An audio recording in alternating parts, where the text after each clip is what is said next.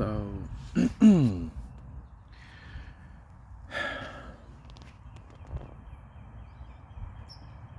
I'm at a crossroads, and I'm just going to speak for me that sometimes it's confusing, but it's not at the same time. Um, Not just with my spirituality, but also with my sexuality, just my whole being, reevaluating and deciding the best role for myself. Um,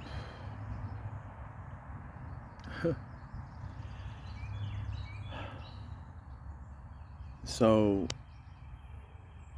I hate putting myself out here like this. It's just a very intimate topic.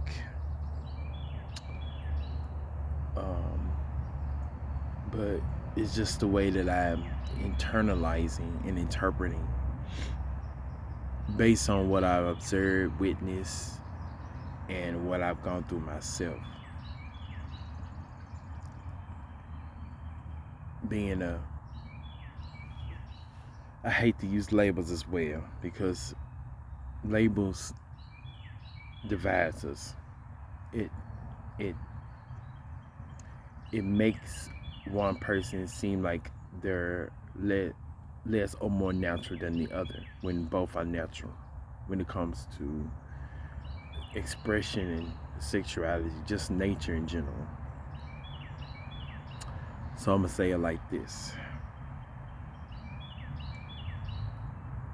There is a spectrum in sexuality, and I don't like to subscribe to the norms of being born a male or a female, for the females, but me being a male, I don't like to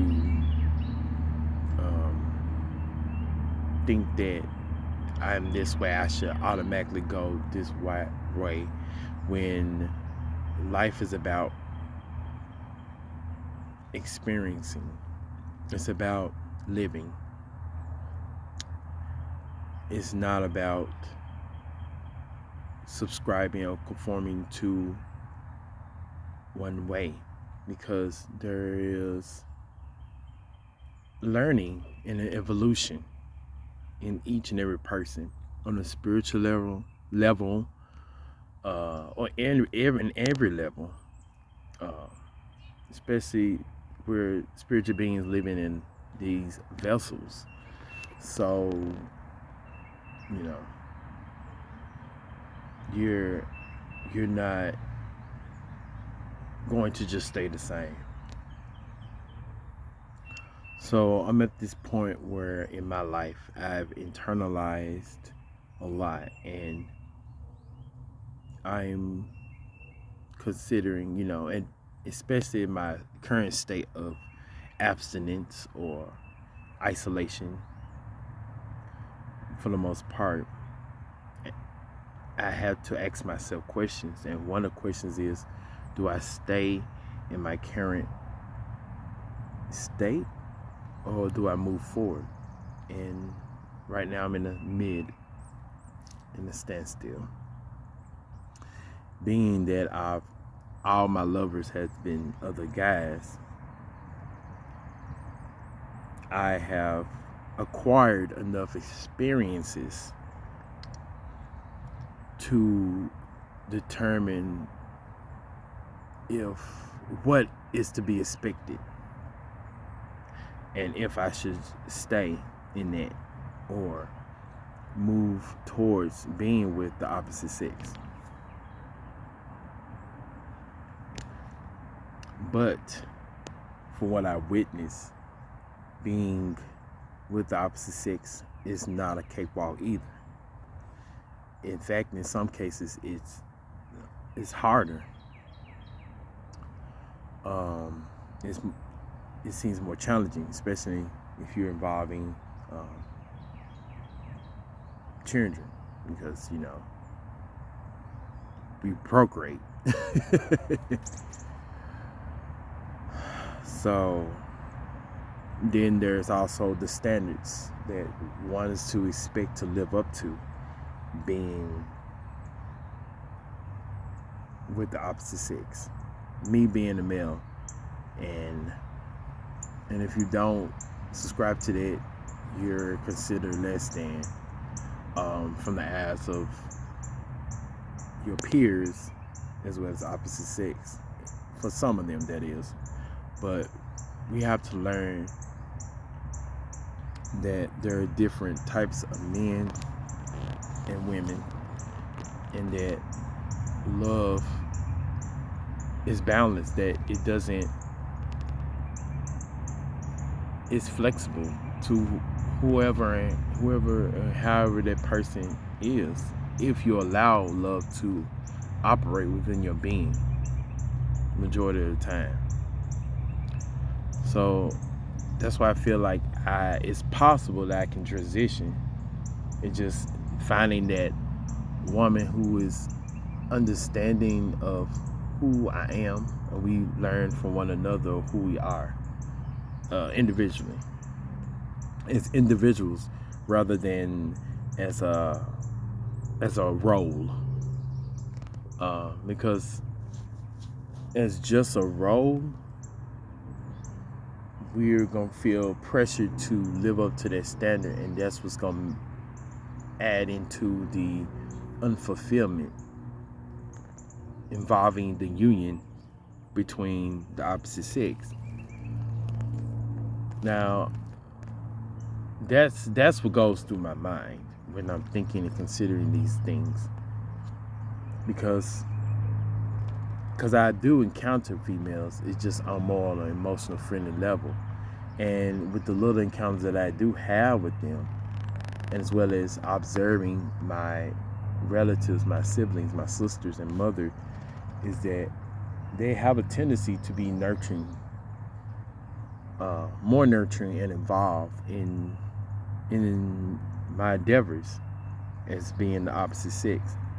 I can talk to them almost about anything, more easily, in fact, than another man. But the one drawback I have observed is that they also, especially if they are not agreeing with you, or they're mad at you, or envious, well, not envious, but just mad at you for any reason, or they're just simply not in the mood, they can withdraw that nurturing, which it can be, and sometimes hurtful, because you become so used to it. So as a man that has embraced his divinity as a whole, and you know what that is, divinity as a whole, divine, masculine, and feminine, you can't be so dependent on her to lift yourself up. You have to be independent of that in your own right, and internalize who you are as a whole, and know that it's natural that we desire and look at things and like what we see, whether it's of a man or of a female. To not condemn yourself for being a human, a being having a human experience, spiritual being, that is.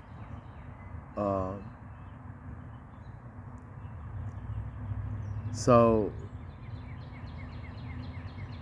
my experiences as being with another man is that it's simple in some cases, but we lack nurturing one another in the overall aesthetics of life itself. Well, the lifestyle of the endeavors that we go through. It's like, we try to be that, and then we operate on our separate accord. I've yet to have met a man that is like fully cooperative and involved in what's going on with me. So I've experienced togetherness and loneliness being with another man. Not saying that it doesn't occur also with the opposite sex, because I heard many cases where being heterosexual, talking and interviewing, although I don't think they realize they're being interviewed by me, but I've talked to them about, or just listened to their problems, and they feel the same way. So for anyone to use the Bible or as a standard or staple as to who we should be laying with or unionizing ourselves with, it's not serving the collective as much as they think it is. Because just because you're the opposite sex and nature intended it, quote unquote, that you supposed to be with the opposite sex, it's still not going to eradicate the horrible issues you're going to go through together. There's going to be problems either way because you're dealing with another person. So that's why I don't feel pressured or feel like I have to rush to just be something that I may not enjoy down the line. Just saying. But that doesn't mean to just eliminate that possibility out of my head. The point of my isolation and abstinence, and even recording this and telling this, I don't even see this as a confession, but it's just a documentary, I guess, of my process, or my natural process of what I'm going through. And that is to just take my time and to be abstinent and celibate until I know or feel it deep within myself that, hey, I'm ready to date the opposite sex. Do I have yearnings for the opposite sex like I do for the same? Sexually, that is, lustfully, if that even a word. In a sense, yeah, but it's not as strong as with a male. In some cases, it seems like it's teetering towards at least halfway point. Like it's either or with me. But I think what I'm really just valuing is not as much the lust aspect, but to find somebody I can build with and to accomplish things with.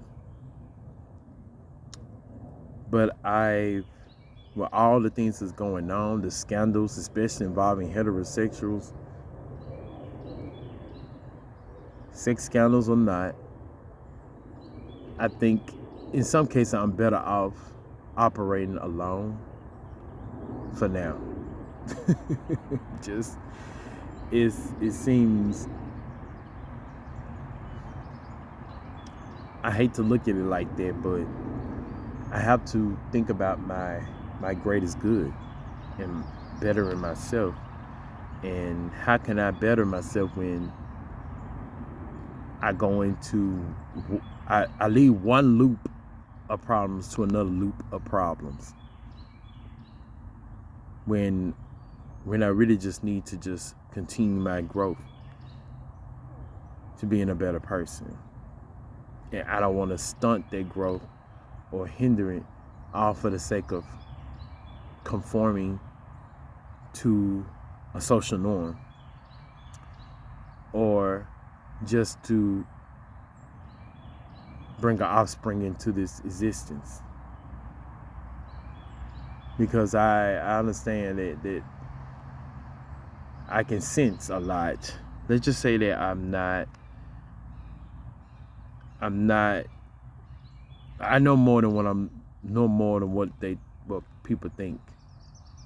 I'm very observant and I'm intelligent. I know what I'm talking about, and I'm not imagining anything.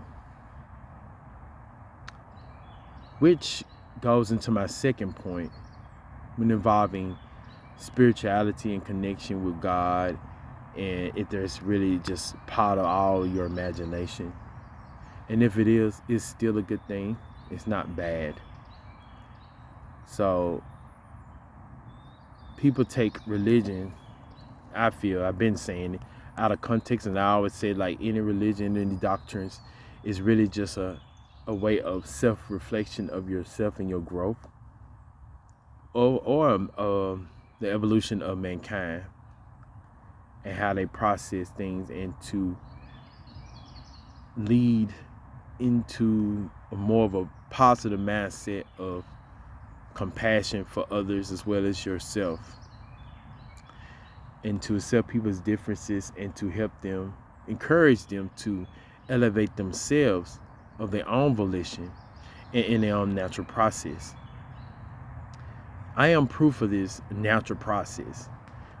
It's me telling you right now through my testimony, this video included, of what I've gone through, of the natural process that I've dealt with throughout my life and will lead me up to this moment.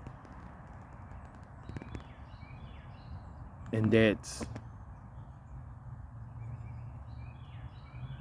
your personal connection to the source of life, creation, God. It helps you to internalize your traumas and heal from them. To balance both the divine feminine and masculine helps you to break free of those negative dark thoughts of trying to take it out on the world just because you're dissatisfied with your own life. I had to find peace again within myself.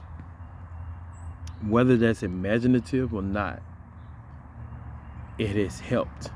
So I'm testifying that if religion is used correctly, it can inspire and uplift one out of a dark place, out of a dark, cruel place. So when I hear others testify and try to reject religion or say that it's not real or it's all in your imagination, it's still a process that they're helping you go through, and that's to critically think about how you're interpreting any given religious doctrine. And I feel like it's all to help you reflect on the duality of your being, your wholeness, and to choose to operate in a positive, higher vibrational state. All the stories, all of them are allegories. The Job, the deluge, Noah's Ark, the Tower moment in Babylon, I think that's what it is. Babylon, whatever. I think it's Babylon. Sodom and Gomorrah, Samson and Delilah. If you look between the lines, they're all allegories to help you self-reflect and understand their stories, their morals. With Job being to teach you how you shouldn't be too attached to anyone and anything, and Samson and Delilah to basically have faith in yourself and not be so dependent on anything to give you your strength. Knowing that God is within you and around you. All things are possible through God. As for some, especially if they're Christian, through Christ. And what leads me to the higher vibration and constantly the mindset of the Christ consciousness or higher levels of consciousness to help you navigate through this world while respecting other people's differences. It's a way to encourage people to do better without chastising and demonizing them for being different and for operating in the current state that they're in.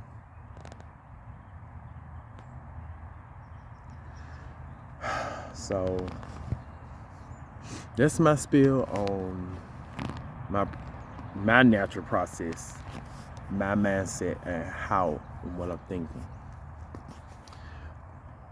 When it comes to my spiritual journey and sexuality, and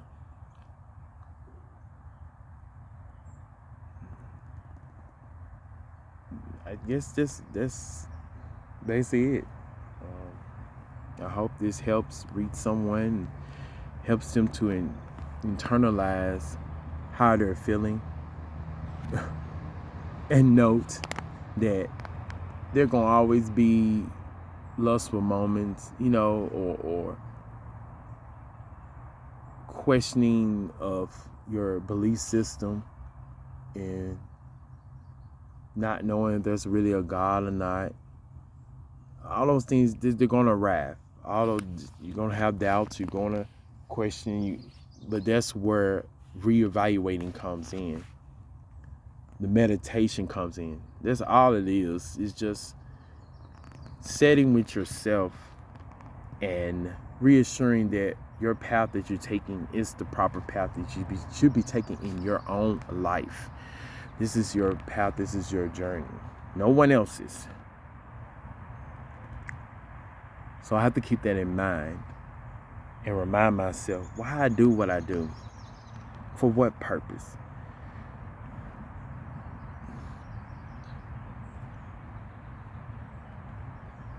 So never be so proudful and, let's say, boastful to where you don't want to learn from other sources of information and see it from another person's perspective. And I think that's where some of this misunderstandings comes in, is that some people aren't willing to see it from a different perspective. And we all gotta see it. I have to see it for myself as well. So I am taking that initiative to see it from another person's perspective, to a degree of not demonizing me or anyone else in their current states at the same time.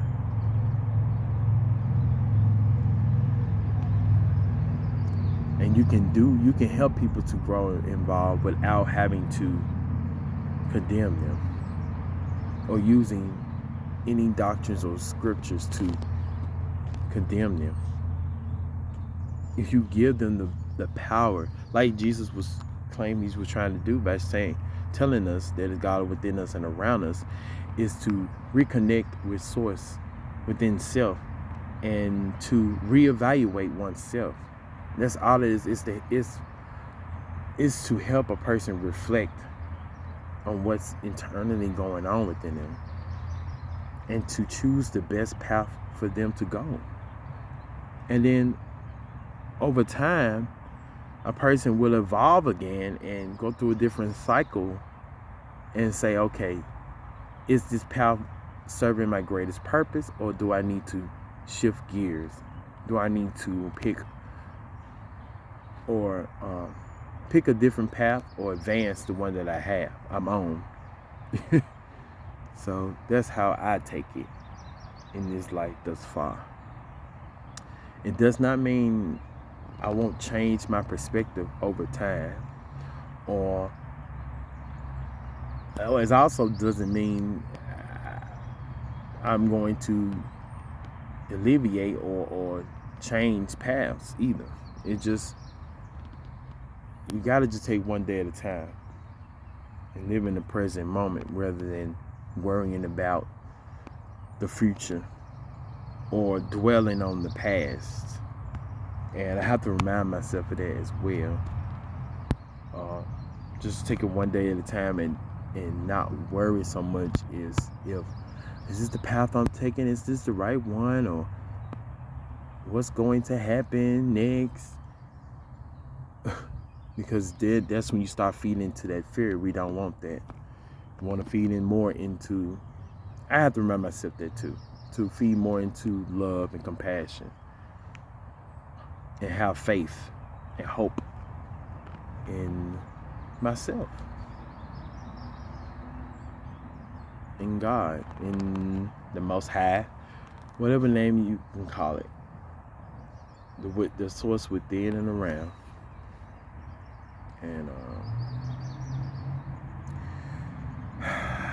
oh, I know that I'm talking a long time, but okay. I hope this helps, and thanks for listening, and have a good day or night, and never lose sight of hope and the spirit of compassion.